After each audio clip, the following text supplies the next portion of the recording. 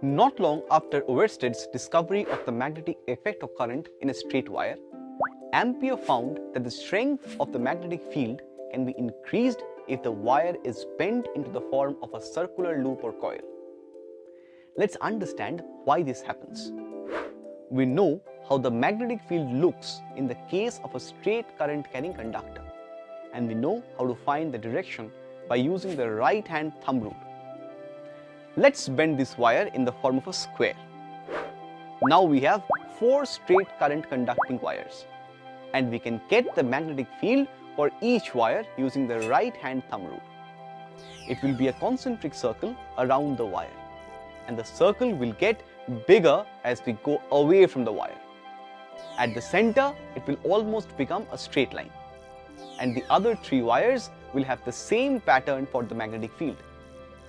Now, at the center, since the magnetic field due to each wire is in the same direction, it will add up and the net magnetic field will be 4 times the magnetic field due to a single wire. What if we had 6 or even 8 sides instead of 4? In all these cases, we can identify the direction and strength of the magnetic field at the center in a similar way. In the case of 6 sides, it will be 6 times the magnetic field due to a single wire, and in the case of 8 sides, it will be 8 times. If we keep increasing the number of sides, we will get a circle. Now, can you tell me anything about the direction and strength of the magnetic field at the center of the circle? Let me give you a hint. If we consider a very small portion of this circular loop, it looks like a straight wire of small length. Now the problem looks familiar, right?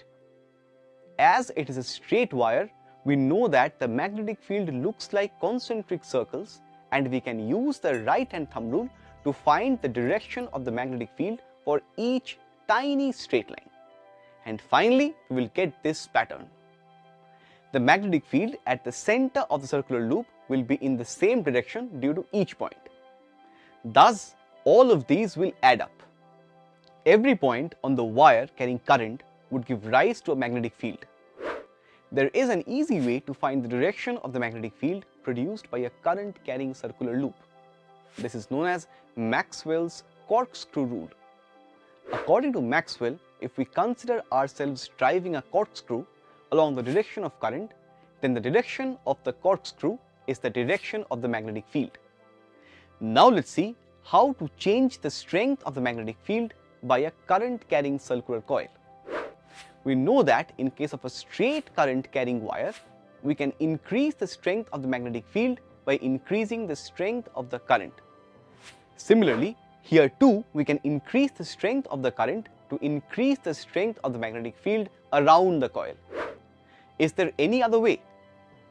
Yes, as the strength of the magnetic field is directly proportional to current, if we have a coil with n turns, the field produced is n times as large as that produced by a single turn. This is because the current in each loop is in the same direction, and to the field due to each loop gets added up. However, the strength of the magnetic field is inversely related to the distance outside the coil. That's all for today. Let's wrap up what we have learned. The strength of the magnetic field can be increased by bending the straight wire into a circular loop. Inside the coil, the field due to every point on the loop gets added up and increases the strength of the magnetic field. Outside the coil, the strength of the magnetic field is inversely related to the distance, and the strength of the magnetic field is directly related to the strength of the current or the number of turns in the coil. If the coil has n turns, then the strength of the coil becomes n times as much as the magnetic field of one coil. Hope you got to learn new and interesting things. See you in our next session. Till then, keep learning.